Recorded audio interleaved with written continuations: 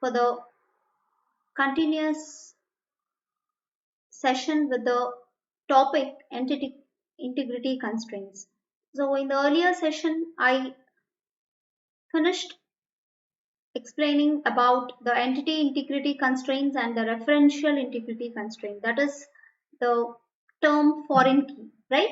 So in today's session, we shall do little bit revision along with the examples for the foreign key or the referential integrity constraint, and let us understand some more other type of constraints that exist in the relational model. To specify referential integrity constraints, first we must have a clear understanding of the meaning or the role that each attribute or set of attributes plays in the various relation schemas of the database. So the meaning here is whenever the attributes of one relation are taking part in any other relation. For example, the department number when it takes parts in employee relation, we should understand the reason or the validity about that attribute taking part in that employee relation. So we must have a clear understanding of the meaning or role that each attribute or the set of attributes plays in the various relation schemas of the database. So what we have understood by discussing with the user while collecting the requirements that an employee works in one or the other department. So of course we have understood that department number attribute getting added in employee relation has a meaning. Why? So an employee's information, employee number, employee name, his address, salary information along with the department number information. It is correct, it is valid. So that is, it is going to give the meaning that employee is working in a particular department. So whenever we are trying to include some attributes which are of which are belonging to some other relation, for example, whatever I am speaking foreign key, whenever we are adding a foreign key in any of the relation, we should be very much sure the role of that foreign key in acting in that particular relation. So we have understood department number foreign key, what role it plays when it is added in which relation? Employee relation. Okay. Referential integrity constraints typically arise from the relationships among the entities represented by the relation schema. So when exactly this foreign key concept arises, or what we say referential integrity constraints, I hope you remember the term referenced relation, referring relation, referencing relation, referenced relation, right? So I can just quickly recall you that.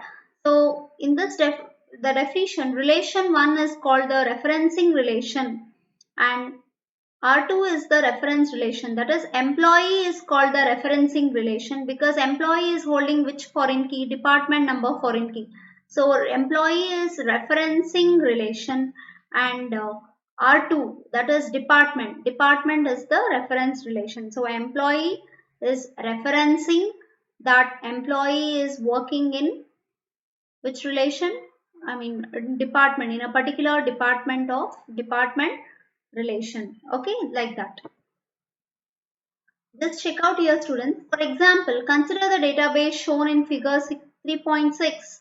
In the employee relation, the attribute DNO refers to the department for which an employee works. Hence, we designate DNO to be the foreign key of employee referencing the which relation? Department relation, which I just now told. This means that a value of DNO in any tuple T1 of the employee relation must match a value of the primary key of department, the D number attribute, in some tuple T2 of the department relation, or the value of DNO can be null if the employee does not belong to a department or will be assigned to a department later. So the meaning here is, let's check out, this is the diagram which one 3.6. See here The tuple for employee John Smith references the tuple for the research department, indicating that John Smith works for this department. The meaning here is John, the entry, that is in the employee relation. Employee relation is referencing. It is referencing that John Smith, John B. Smith is working in which department? Department number 5. So, which is the referenced relation? Department number 5 means what? The employee relation is referencing which one? The reference relation is department, this relation. And department 5, just check out the name here. For department number 5, what is the department name? Research. So, it is telling John Smith is working in the research department. Okay, so this is how we are telling that the referencing relation and the reference relation, and the value, that is D number, is the foreign key. And what is the nature of the foreign key? The foreign key here, it is found as phi. Whether phi exists in the department, the relation where the department number is acting as a primary key. Yes. So 5, 4 and 1. See, 5, 4, 1. Whether these values are found as a primary key in department. Yes. So only then, if these values are found as a primary key in department relation, only then this foreign key values are valid. Did you all understand? So here, just check out, students. Department number is a primary key and it should be unique. Department number should not be repeated. Any other department you are adding here and it should not be given the same department number which is already existing. For example, if I enter as IT department here, okay, then if I give the department number as 5, no, it is wrong. Department number is a primary key. It should be unique and the number should be something else. New number should be assigned. Did you all understand? So just check out here. It should be unique. Here it should not be repeated. Whereas when this department number, when this primary key is taking part as a foreign key in another relation, whether this is right, the numbers are repeated. Yes, no issues. It can be repeated because D number is acting as a foreign key in employee relation. It is not acting as a primary key here in the employee relation. In the employee relation, SSN is acting as a primary key. So this has to be unique. SSN values should be what? Different. Yes or no? So 5, 5. Here John Smith as well as Franklin, both are working in which department? Research department. Similarly, who else? Ramesh and Joyce are also working in which department? Research department. So 4, that is administration. Alicia and Jennifer are working in administration department. And James is working in which one? Is in the headquarters. So like this. So this foreign key values can be repeated as they are not acting as a primary key in another relation. Okay, do not get confused, right? Fine. Now, notice that a foreign key can refer to its own relation. For example, the attribute super SSN in employee refers to the supervisor of an employee. This is another employee represented by a tuple in the employee relation itself. Yes, students, now you understand. It is a revision for you all with the recursive relationship. I hope you all remember the term recursive relation. So, I told in a database, when there exists many relation and if there exists a relationship between two relations, normally the common example is what? Employee and department. Relation 1 and relation 2, they are having the relationship. Employee works for a department, right? Works for is a relationship. Now, what about recursive relationship? Recursive relationship is what?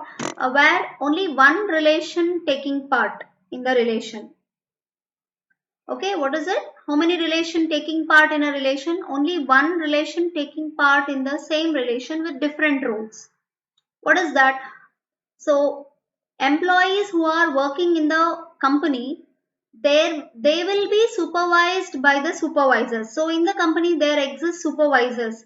Supervisors has to what? Supervise certain other employees, right? So, which are the two roles? Supervisors are also an employee. and to whom they are supervising, they are also employee. So any relationship which exists or are found in a single relation, we call it as what, with different roles we call it as a recursive relationship. So now just check out here in this particular example. Super underscore SSN is a foreign key that references the employee relation itself. In the figure 3.6, the tuple for employee John Smith references the tuple for employee Franklin Wong, indicating that Franklin Wong is the supervisor of John Smith. Just check out here, students.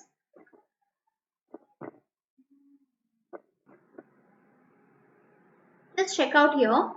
In this employee relation, I am speaking with the recursive relationship.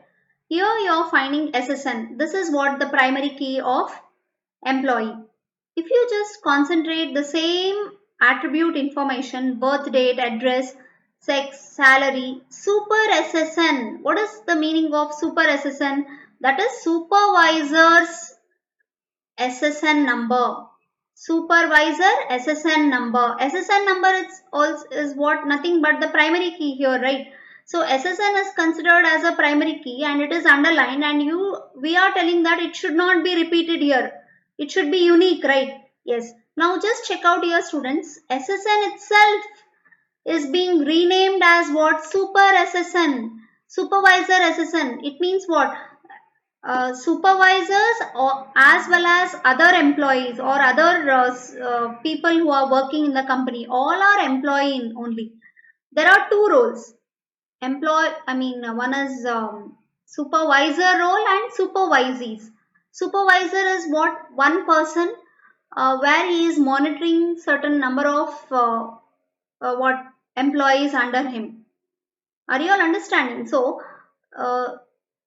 under that supervisor, how many employees are being supervised? They are called as supervisee. Okay. So now just check here. John Smith with SSN number is being supervised. This John's supervisor is whom? 3334455. Just check out here in this particular SSN details only. 333445555 we got. And who is that person? Franklin. So Franklin is a supervisor for which employee? John Smith employee. Are you all understanding? So similarly, if you go with the Franklin, here you are finding the employee Franklin is his supervisor. So his supervisor is what? 888665555. So just check out which is that here. Yes, we found James. 888665555. So Franklin's supervisor name is whom? James. Are you all understanding? So now just find the last row, students. James is a employee and super SSN is null. It means what? He is not supervised. James is a supervisor, whereas Franklin was also a supervisor. Franklin is supervising whom? John. He is monitoring John. But Franklin is also being monitored, or he is also being supervised by other person called as James. So if you check James, again that employee is not being supervised. He is not having any other supervisor. So it means what? If he doesn't have any supervisor for him, he is not being supervised by any person, means we can leave it empty, null. Are you all understanding? So this is an example where the same relation taking part in the relationship. Supervisor supervising the supervisee. So here the same employee relation itself is found in the relationship with supervisor and supervisee role. Are you all understanding? This is an example of recursive relationship, and in this single relation you are finding SSN acting as a primary key, as well as the SSN is also acting as a foreign key. So if we can't use SSN again here, it will be the integrity or the entity integrity constraints what we have defined, that it should be unique. It will be clashed if you once again use SSN. So here we have taken which one? We have renamed it as what? Super underscore SSN. It means what? super underscore SSN, here we are defining it to act as a foreign key. Are you understanding? So foreign key means what? Again, the social security number itself is again found, giving the details of which person is supervising the respective employee. Okay, and they have told the foreign key values can be null. So there are two rules, like whatever the data type that is being declared for SSN, I mean the primary key, the same data type has to be declared for which one? Foreign key also. So SSN, if it is number with how much length? 9 is a length, right? So the same number data type with length 9 has to be defined for super SSN also. And another rule is what? If whatever the value we find in super SSN 33344, so those values should be existing in the primary key column. So whether the 33344 exists here, yes, it is existing. This is one rule. Here no other number should appear where that number is not found in the primary key. Okay, so super SSN is a foreign key, but it is actually a primary key of which relation? Employee relation. So whatever the values you find in the foreign key place, those values should be exist in which one? The primary key. Okay, and suppose um, if none of the employees or if some of the employees are not supervised by any other employee, then that person is not having any supervisor. So such no data, any cell without any data can be written as what? Null. Okay, particularly in the foreign key, but not in primary key. Primary key, no, none of the values in that column, SSN column, should be null. It should be not null. Always it should be filled with the values. Whereas for foreign key, if those primary keys are acting as a foreign key in any other relation or in its own relation, then null value can be permitted. Okay, so do not get confused. Hence, super SSN is a foreign key that references the employee relation itself. In the just now reference diagram, the tuple for employee John Smith references the tuple for employee Frank Wong, indicating that Franklin Wong is a supervisor of which employee? John Smith. Okay, fine. So this is again the other relation, works on relation, project relation. Just check out here students, in the project, product name, project number, project location, department number. Check out here, the product names are being given like this: X, Y, Z, computerization, reorganization, new benefits. The unique numbers, as it is a unique number, primary key, the value should be unique, yes. Now this is a primary key in project, whereas just check out works on. Works on is a which type of table? It tells which particular employee is working on which project and how many number of hours, right? You remember? Yes. So here in the works on table, you are putting ESSN details as well as project number. So ESSN, employee number, is also a foreign key. SSN is a foreign key and project number is also a foreign key, because SSN is a primary key in employee relation and project number is a primary key in project relation. When these primary keys of other relation, when it is taking part in any other relation, works on relation, here they become what? The primary, I mean foreign key. Okay, and just check out here students. So hours, what this is telling: 1 2 3 4 5 6 7 8 9, that is this employee is working on project number 1. How many hours? 32.5. Then second one, the same employee is working in project number 2 with 7.5 hours, like this. Okay, so like this, 66688 is working on project 3 for 40 hours, and again he is working only in that particular project. Okay, then 4534, see, two times we are finding this employee is working in project 1 and 2 both for 20 hours, like this. Okay, so this is how the employees information, like with the help of foreign key references. Why here two foreign keys are being underlined? Because with the help of these foreign keys only, the which one cells becomes unique. Okay, so just check out here this employee number with the combination project 1, this employee number with the combination project number 2. So these are what, which type of keys?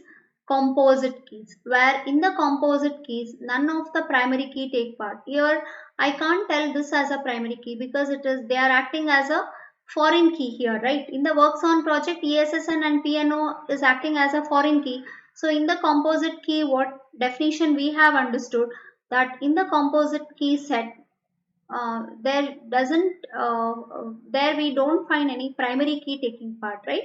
Yes, so any relation which doesn't have any unique attribute, there the composite key attributes can take part as a, which one, primary key. Okay, so composite key attributes, by forming composite key attributes, we can have a primary key for such type of relations. Okay, so here works on don't have any primary key by its own, so it is having only ours attribute. So this ours attribute has to be given value only with the help of foreign keys, that is with the employee working on which project number, and both employee number and project number are actually the foreign keys.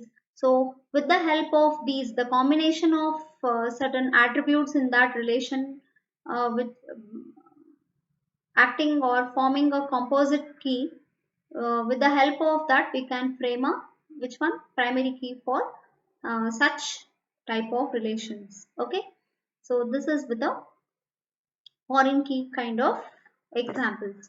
Now this is a simple representation for you all to make understand the referential integrity foreign key. Okay, we can diagrammatically display referential integrity constraints by drawing a directed arc from each foreign key to the relation it references. So wherever the foreign key exists, okay, we can just show how the referential integrity is found. Hmm? For clarity, the arrowhead may point to the primary key of the reference relation. For example, the below diagram shows the schema in the figure 3.5 with the referential integrity constraints displayed in this manner. Just check your students.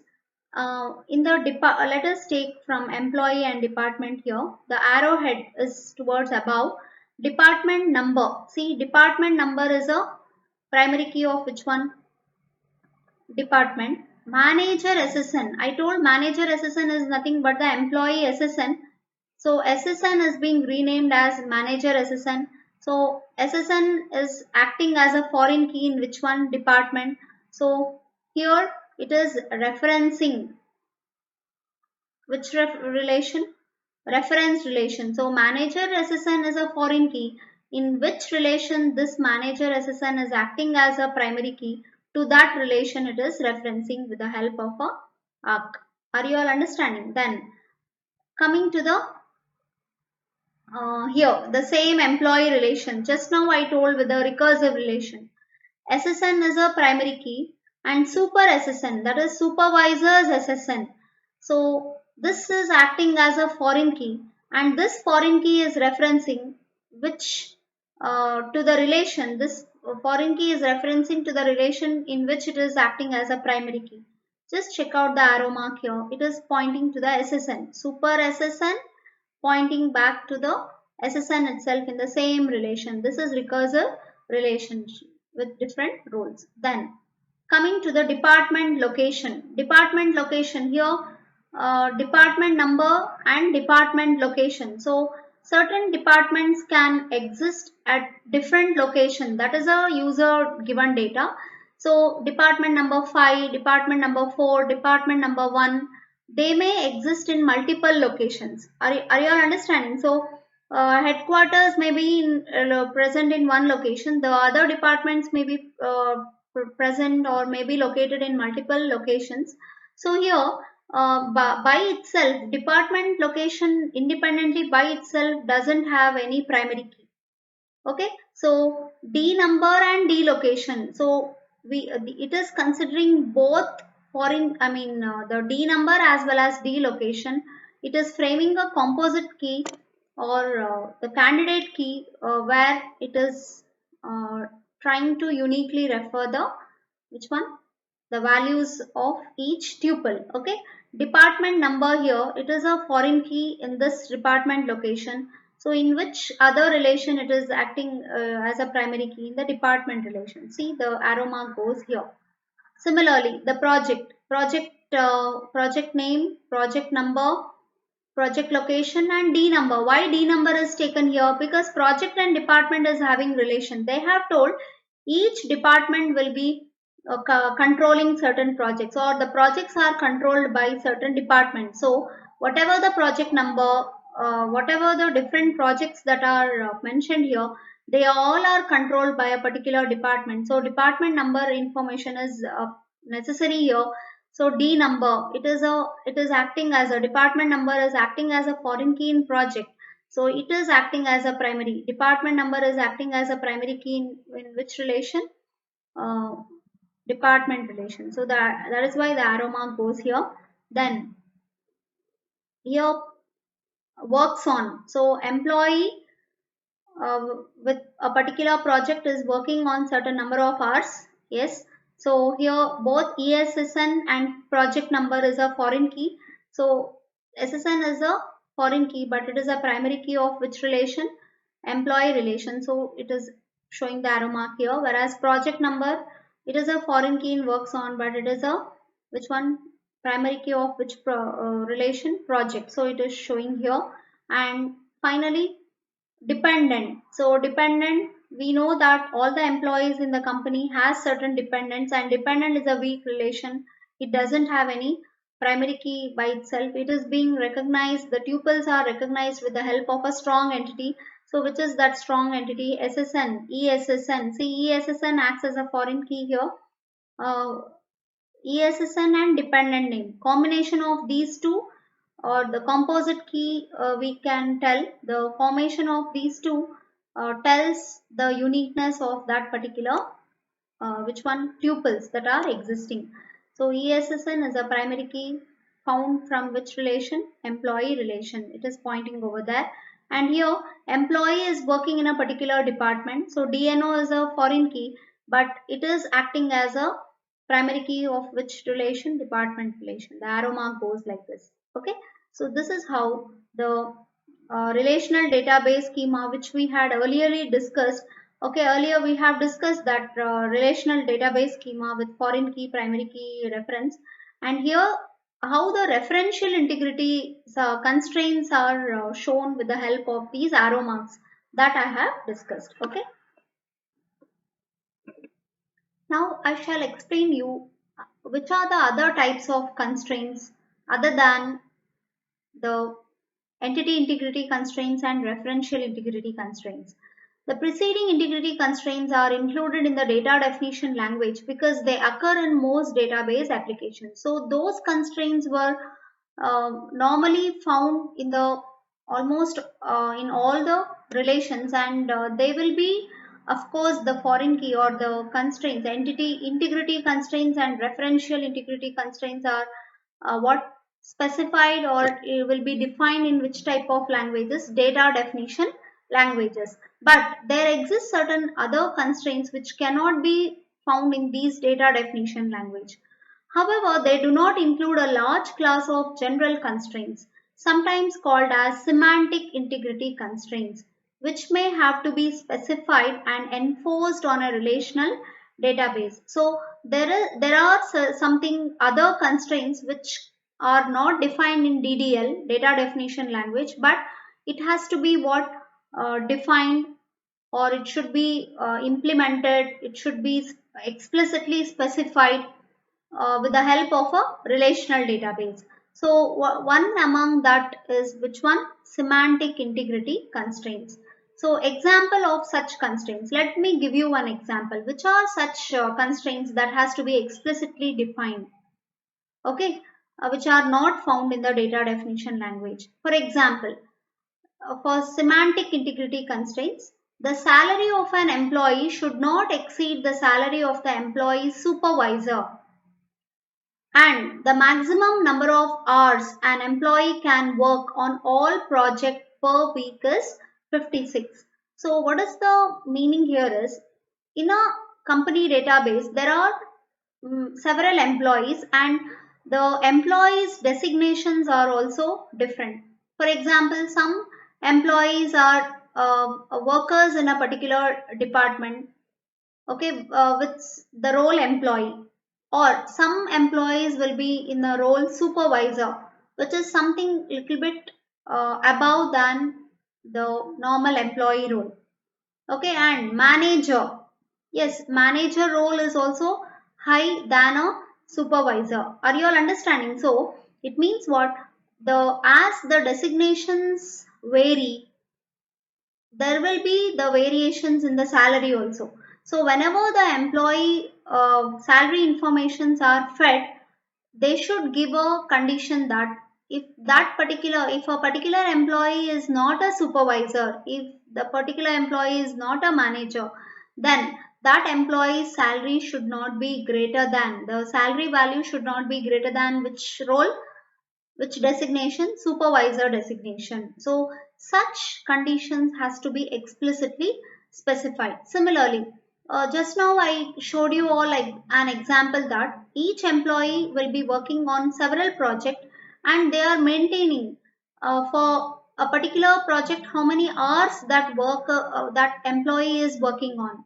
So how much ever the project he is working, when we take the number of hours together, that number of hours should not exceed how much per week he has to work, 56 hours. Whatever the projects he is working, the maximum number of hours an employee can work on all projects per week is how much, 56. So per project, on all the per week on all the projects he can work of around how many hours, 56 hours, but it should not exceed than 56. So the number of hours he is working for a particular project should be less than, which one, less than or equal to 56. This is the condition that has to be written, explicitly added in the relational database. So this is what these are certain examples for which one, semantic integrity constraints. Such constraints can be specified and enforced within the application programs that update the database, or by using a general purpose constraint specification language. So how to add these kind of restrictions, how to add these kind of constraints in the relational database? It is done with the help of which one, application programs. Like with the help of coding we have to add those conditions. Okay, or else we can also add these integrity constraints in a general purpose constraint specification language. You have constraint specification language where you, through which you can add these conditions. Okay, and mechanisms called triggers and assertions can be used in SQL. Create assertion and create trigger statements can be used for this purpose. So in the application programs I just now told. So PLSQL is there, right? So PLSQL is nothing but the which one, program kind of application through which these constraints can be added. And in SQL, particularly in structured query language, with the help of the concept triggers and assertions, we can add these explicit constraints. Okay. Okay, students. With this, I conclude my today's session. Let me meet you all in the next session with some more constraints or dependency constraints in connection with the relational schema. Thank you.